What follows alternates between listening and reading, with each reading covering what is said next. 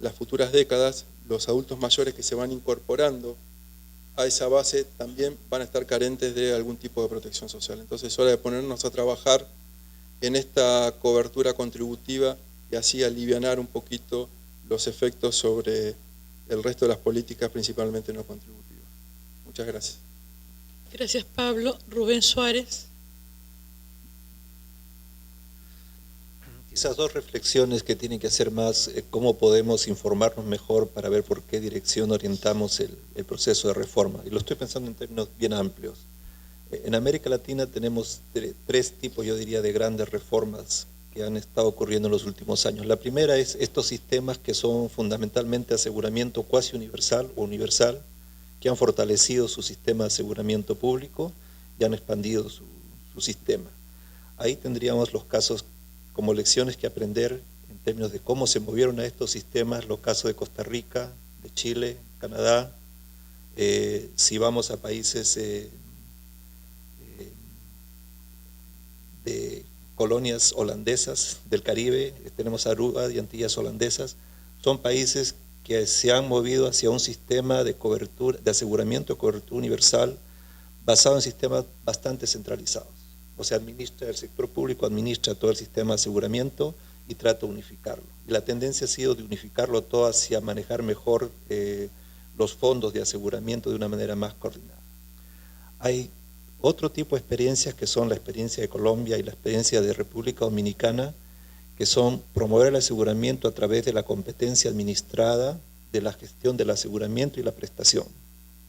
O sea, es distinto, no estamos pensando en crear un fondo de aseguramiento público, sino se crea la figura del fondo de aseguramiento, pero estos fondos se busca competencia en lo que es la gestión del aseguramiento y lo que es la cuestión de la prestación de servicios. O sea, si alguien está pensando en este tipo de fondo, que es la idea de la competencia administrada que se está discutiendo en los años 80, que se discutió en la reforma de Estados Unidos, veamos las experiencias de estos países que han avanzado.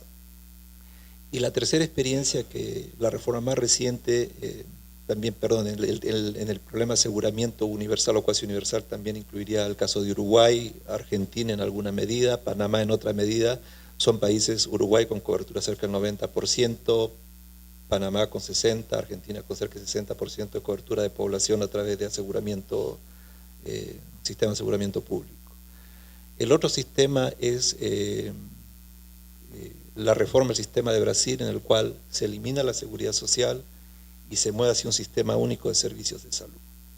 Y creo que esta es una experiencia que en este momento está siendo evaluada por países como Nicaragua, Ecuador, Venezuela y Bolivia, en los cuales los sistemas de seguridad social tienen coberturas, y Nicaragua también, tienen coberturas de población 20% menor al 20%. Y entonces estos países están tomando la decisión de por qué lado se van con la cuestión del sistema de salud. Como les decía, la experiencia de Brasil es una experiencia bien importante porque se pasa de un sistema en el cual la seguridad social, que era el INAMS en Brasil, está dando cobertura a un cerca de 40 y tantos por ciento de la población, no sabemos exactamente las cifras, pero está alrededor del 40 y tantos por ciento, y se elimina el régimen contributivo y se pasa al sistema de financiamiento por impuestos generales. En el proceso de centralización fiscal del país se hace el proceso de centralización del sistema único de salud de Brasil. Y varios países de la región están explorando la posibilidad de crear un sistema único de salud, que es básicamente el tipo de sistema inglés, que es un sistema nacional de servicios de salud. La mayoría de países de habla inglesa del Caribe son también sistemas nacionales de servicios de salud, en el sentido que es el Ministerio de Salud los que maneja la mayor parte de la prestación de servicios. Entonces creo que como ejercicio deberíamos dar un poco las experiencias históricas, cómo han evolucionado estos países. Quizás la experiencia de Costa Rica también es importante, porque la experiencia de Costa Rica en los años 70 había una discusión de cómo coordinar, y se dio en Panamá también, y se dio en Perú también, cómo coordinar mejor las actividades del Ministerio de Salud y la Caja de Seguridad Social. En Panamá nunca se resolvió la cuestión de funciones y siguen funcionando separadamente lo que es el Ministerio y la Caja de Seguro Social. En el caso de Costa Rica, los hospitales del Ministerio de Salud fueron transferidos a la Caja del Seguro Social a cambio del incremento en la cobertura, y toda la administración de la atención médica de servicios de salud de carácter individual está hecha por la Caja del Seguro Social, mientras que el Ministerio de Salud está básicamente en la prestación de servicios de salud pública. Entonces creo que es otra experiencia que habría que discutir. Es una alternativa que se discutió en Panamá también de los años 70, nunca se llegó a resolver, se planteó en el Perú en los años 70, tampoco se tomó ninguna decisión, y creo que son experiencias que sería útil de revisar. Otra reflexión importante que la mencionó ayer Margarita y que estuvo en todas las discusiones, y es que cuando estamos hablando del acceso universal a servicios de salud, en la discusión de las reformas del sistema de salud, estamos hablando básicamente de lo que es cómo la gente accede a servicios de salud de carácter individual. Es bien importante esto porque, por ejemplo, cuando se fracasa la reforma del sistema de salud americano hacia la cobertura universal, pasa otra reforma importante que ha sido la reforma del sistema de salud pública de Estados Unidos. Y la reforma del sistema de salud pública en Estados Unidos implicó quintuplicar los recursos que se dedicaban a la salud pública, a pesar de que no se pasó la cuestión del acceso universal. Y si quieren, desde el punto de vista técnico, la diferencia entre lo que es salud pública y lo que es prestación de servicio de carácter individual, en las discusiones de reforma de los sistemas, es toda aquellos producción de bienes y servicios de consumo colectivo que son de beneficio más allá del beneficio individual. Margarita mencionaba ayer que en la reforma de Colombia se descuidó un poco la salud pública cuando se centró toda la discusión en lo que es la reforma del acceso universal a los servicios de salud. En la discusión de los paquetes de servicios se dice, no, incorporemos estas dos cosas como parte integral de la prestación. Pero la experiencia que tenemos es que uno puede fortalecer toda la parte de salud pública y conseguir muy buenos resultados de salud a pesar de no tener lo que es cobertura universal de acceso a servicios de salud de carácter individual. Y es una del grupo de reflexión. Y el segundo tipo de reflexión que quería plantearles a ustedes, y es que el sistema de salud es un sector económico importante. Estamos hablando del 7% de la economía. En América Latina estamos hablando del 14%, Estados Unidos ahorita está en el 18% de lo que es la economía americana. Hacer una reforma del sistema de salud no es solamente una cuestión social, ni es una cuestión económica, sino una cuestión fiscal. Básicamente es una política redistributiva. Y buena parte de las dificultades de economía política que tenemos en diseñar estas reformas es que estas son políticas redistributivas que están afectándonos a nosotros que estamos en el 20 o 40 superior de ingresos del país para poder sacar recursos y dar acceso más o menos equitativo a gente que esté en otros sectores. Y normalmente esto, cuando uno habla de la reforma agraria en nuestros países, eran revoluciones. Y en verdad son revoluciones cuando uno quiere hacer este proceso redistributivo de recursos con una reforma de proveer acceso universal a la salud. O sea, el acceso universal a la salud es una política redistributiva. Nosotros queremos recoger recursos de la sociedad para poder dar acceso a toda la población en condiciones más o menos iguales. Y estamos redistribuyendo 1 o 2% del Producto Interno Bruto. Entonces, son magnitudes importantes que tienen que hacer con la viabilidad política y la viabilidad económica hacer este tipo de reformas. María Soledad Parría. Gracias. Sí, yo quería terminar primero haciendo una precisión a propósito de lo interesante que se ha planteado. En Chile, efectivamente, la evaluación de las políticas sociales se hace y se hace una cuantificación también de cuánto aporta salud, por ejemplo, a los hogares más desfavorecidos. Y de verdad es que salud y educación son sectores que tienden a disminuir esta desigualdad tan marcada que yo les comentaba. Salud efectivamente es absolutamente progresiva en el sentido de que el sistema público logra, entregando distintas prestaciones, logra un mucho mayor aporte a los hogares más desfavorecidos si es que uno cuantifica monetariamente estos aportes. Sin embargo, creo que es relevante resaltar lo que se dijo antes por el doctor Suárez, que yo traté de plantear ayer, en el sentido de no olvidar que aquí el para qué estamos es para mejorar la salud de nuestra población. Y esa mejoría pasa, a mi juicio, al menos por 3 niveles. Uno, que tiene que ver con estas políticas sociales intersectoriales a las que me he referido. 2, a las políticas sanitarias colectivas, que es lo que recién se refería Rubén, que tienen un impacto colectivo muy fuerte y que tienden a, que son estas que yo les mencionaba, que son transparentes para la población y desgraciadamente para muchos de nuestros técnicos también, y finalmente lo que es la provisión misma.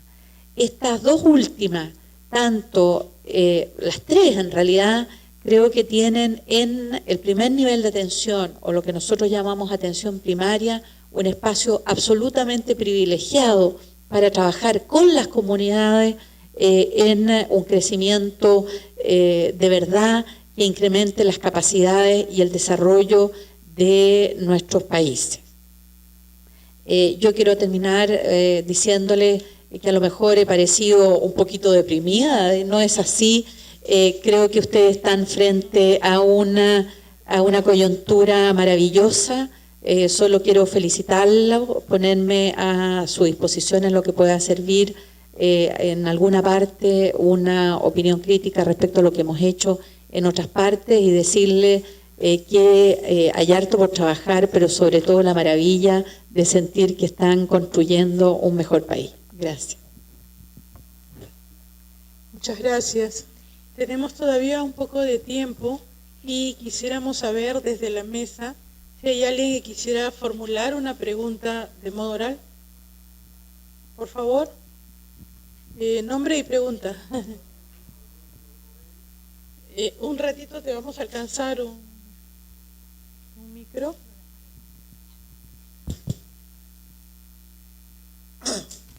Buenas tardes, mi nombre es Aurelio Roel, soy economista.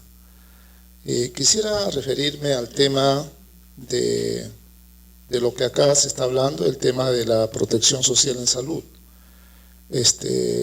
Hemos hablado del marco conceptual, lo cual me parece muy bien, porque eso nos va a permitir ver en qué medida estamos avanzando con esta reforma del aseguramiento en salud.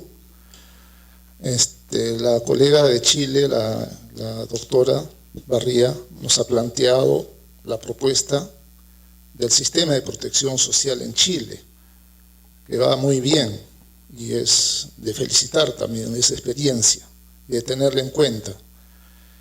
Y entonces lo que yo quería era en esta oportunidad ver el tema que planteó el señor ministro cuando en su intervención. Él dijo que esta reunión debiera ser para ver el tema del régimen contributivo, ¿no es cierto? De qué manera el régimen semicontributivo y el contributivo permitían lograr avanzar en el aseguramiento universal en salud. Cuando se ha hablado de las dimensiones de la protección social en salud, se ha hablado de la cobertura vertical y de la cobertura horizontal, de la cobertura real y de la cobertura formal. Cuando Pablo Casali habla de estas coberturas, manifiesta la necesidad de ir incorporando a esa población informal, cuentapropista, rural o de trabajo doméstico, para que se vaya incorporando en esta cobertura horizontal y luego también en la cobertura real, por supuesto. Entonces, las experiencias habidas en otros países, por ejemplo Corea o otros países que han planteado esta propuesta de aseguramiento universal en salud, han permitido lograr éxitos en este proceso. Entonces, el tema es cómo ir incorporando a estas poblaciones que no tienen esta cobertura en estos regímenes, hasta que sean regulares, ¿no es cierto? Es un proceso que permite incorporar a estas poblaciones excluidas en la salud social para ir incorporándolos a que sean asegurados regulares, que es un derecho. Eso es por un lado. Por otro lado es el tema de la seguridad social. El tema del aseguramiento universal en salud está enmarcado en la seguridad social. No está excluido, es parte de la seguridad social. Protección social, la seguridad social es expresión de la protección social. Y el aseguramiento universal en salud es una medida de seguridad social. Por eso es que la ley 29.344 abarca a salud, que no ha cumplido con su rol, porque ese debió ser el rol de la seguridad social en salud, dar cobertura a las poblaciones excluidas. Pero esta es una medida de seguridad social en salud. Ahora, la seguridad social es un derecho que permite ejercer al ciudadano estos derechos, que es derecho a la vivienda, derecho a la recreación, derecho a la cultura, derecho a la educación, derecho a la salud, o derecho a tener un medio ambiente y derecho a expresarse en temas culturales y políticos. Es un derecho la seguridad social en todo su ámbito. Por tanto, el tema del piso de protección social también tiene, por supuesto, tendría que ver con el tema del aseguramiento universal en salud, en lo que concierne al plan esencial en salud o lo que es lo mismo, el PEAS. Entonces, la consulta en todo caso sería en la medida en qué medida se puede ir incorporando la población excluida a esta propuesta, bajo el régimen semicontributivo y contributivo, ¿no es cierto?, bajo experiencias que ya hay a nivel mundial. El tema, por ejemplo, de los microseguros, ¿no?, o el tema de la extensión social en salud, que hay propuestas ya de cómo ir incorporando con la participación de la población propiamente para hacer que esta propuesta tenga el éxito que se espera. Eso sería todo. Muchas gracias. María Soledad y luego Pablo.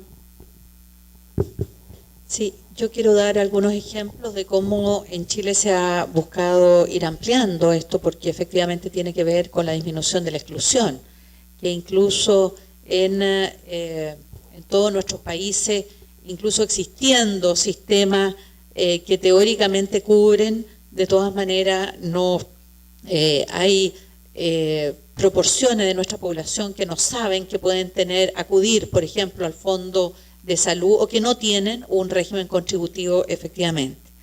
Yo diría que en Chile se ha trabajado esto desde 3 niveles. Por una parte, en salud, el Fondo Nacional de Salud hizo durante bastante tiempo esfuerzos efectivos para incorporar a segmentos de trabajadores que eran más informales. Por ejemplo, existían los temporeros en la agricultura que esos eran asalariados, pero por poco tiempo a lo largo del año.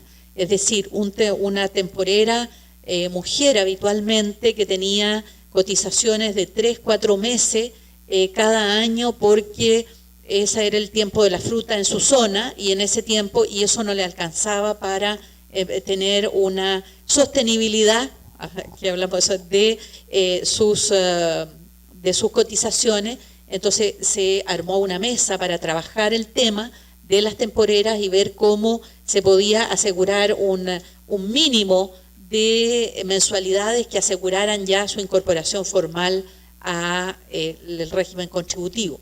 Lo mismo, por ejemplo, con pescadores, es decir, tratando de aprender lo que hay de local en grupos de distintos tipos de trabajadores para que sean incorporados más formalmente, eso desde salud.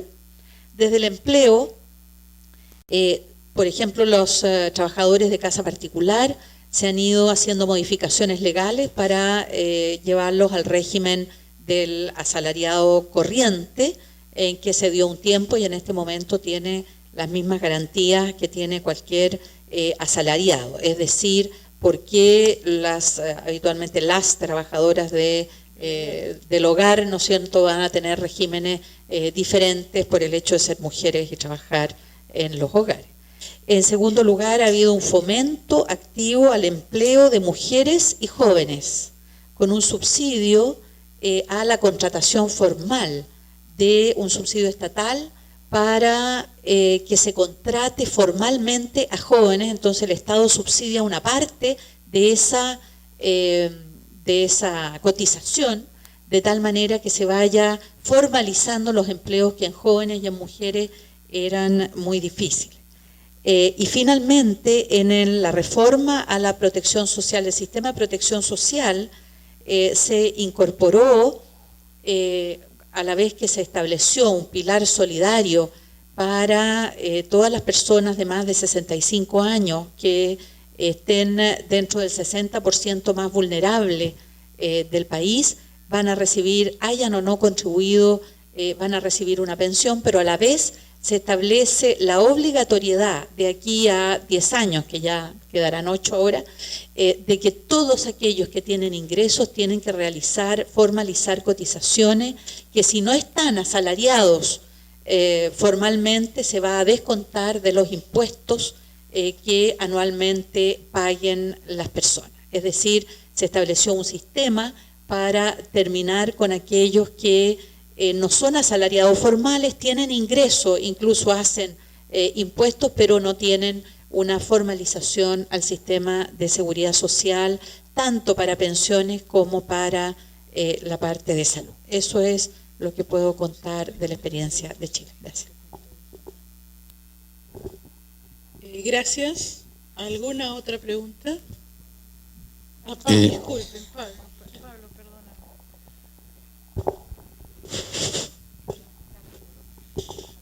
Gracias.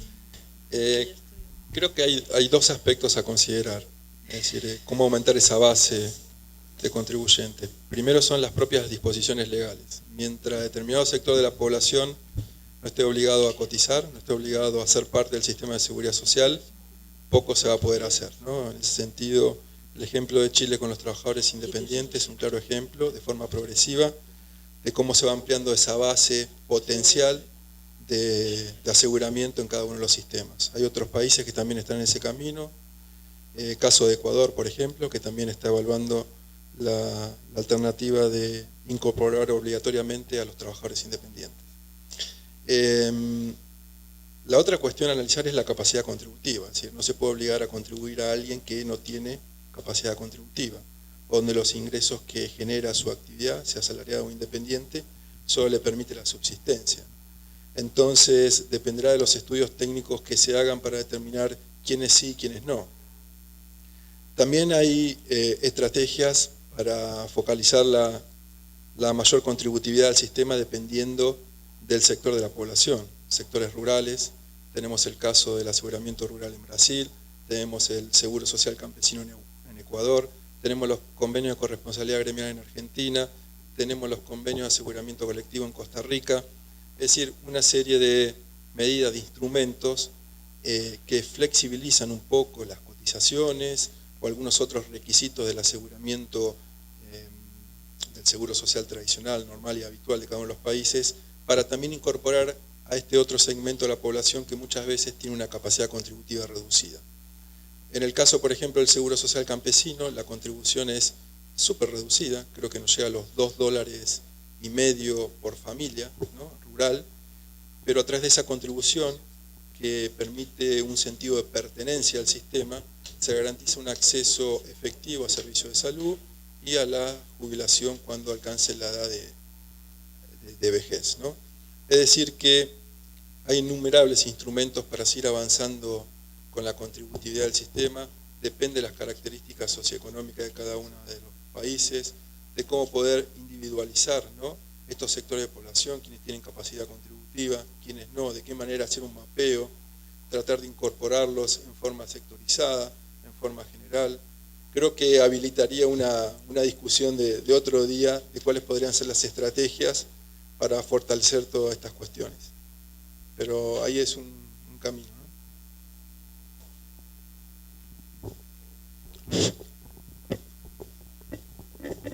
Manuel Quimper, de la Superintendencia Nacional de Aseguramiento en Salud. En realidad, la primera parte de mi pregunta tenía que ver con lo que mencionaron antes, pero me parece oportuno recordar que hemos tocado solamente barreras de acceso económicas y efectivamente para llegar al aseguramiento universal Tenemos el CIS como herramienta para asegurar a los pobres, pero ¿qué hay de los que no son pobres? Los comerciantes, los informales, los profesionales independientes que pueden tener muy buenos ingresos, pero no tienen un canal de acceso a la seguridad social. Los trabajadores agrícolas, a quienes se les ha inventado un seguro agrícola por el cual tienen que pagar mensualmente. Por poco que conozca uno acerca del trabajo agrícola, se darán cuenta que pagar mensualmente una contribución a un trabajador del agro es un absurdo. Y no entiendo cómo 70 años después de tener seguridad social en el Perú se puede plantear una posición así. Y lo otro es cómo los incorporamos. Ellos pueden pagar, pero no existen canales para incorporarlos. Es más, podría ser una oportunidad de negocio para la actividad privada también. Y el otro punto que creo que también es muy importante es, si sabemos que el rubro medicamentos es muy importante en el gasto en salud, no se ha mencionado ninguna estrategia para controlar el crecimiento exagerado de este rubro en el Perú, comparado con otros países de América Latina y del mundo. ¿Cómo podríamos manejar más eficientemente los fondos si evitáramos el crecimiento de este rubro? De hecho, creo que había unas cifras que mencionaban que en 5 años se había reducido a la mitad el volumen de venta de medicamentos, pero se había triplicado los ingresos por esas ventas. O sea, ¿qué pasa en este mercado? Ya sabemos que es la industria más poderosa del mundo, ya ganaron a la industria bélica. Pero ¿qué pasa en este mercado que no se le puede controlar? Algún mecanismo tiene que haber. Gracias, ha sido la última intervención. Pablo va a responder al tema del seguro agrario. Sí, precisamente el Seguro Social Campesino, como ejemplo de trabajadores agrícolas y cómo se los puede incorporar en el caso de Ecuador, los convenios de corresponsabilidad gremial en Argentina y los de aseguramiento colectivo en Costa Rica lo que plantean es atender a esta situación, es decir, en sectores donde hay bajos ingresos, precariedad laboral, baja capacidad contributiva, pero fundamentalmente no existe periodicidad en los ingresos, ¿no? Por lo tanto, estos instrumentos habilitan que la contribución se haga al momento de la venta del producto o prestación del servicio. Por lo tanto, esta legislación, estas resoluciones, lo que hacen es garantizarle servicio de salud o derechos en expectativa para el caso de la jubilación, a pesar de que no haya una contribución mensual o quincenal, como la ley general de cualquier sistema de seguridad social establece, ¿no? Lo que permiten estos instrumentos son estas licencias, de que igualmente gocen de todos los derechos en materia de seguridad social, a pesar que la contribución pueda ser hecha en una sola vez al año, en 2 veces al año, o en forma trimestral o cuatrimestral. Es decir, hay diferentes alternativas, diferentes mecanismos, quienes son precursores en esta materia de aseguramiento, si se quiere, especial, son Brasil, con el tema de los trabajadores agrícolas y pescadores, Argentina, con trabajadores agrícolas, y también Ecuador y Costa Rica. Gracias, Pablo. Entonces damos por cerrada esta sesión y los invitamos a las 2:30 en punto para la sesión final de la tarde. Así es, gracias. Muchísimas gracias a nuestro brillante panel de expositores. Hacemos un receso hasta las 2:30 y los esperamos de vuelta. Gracias.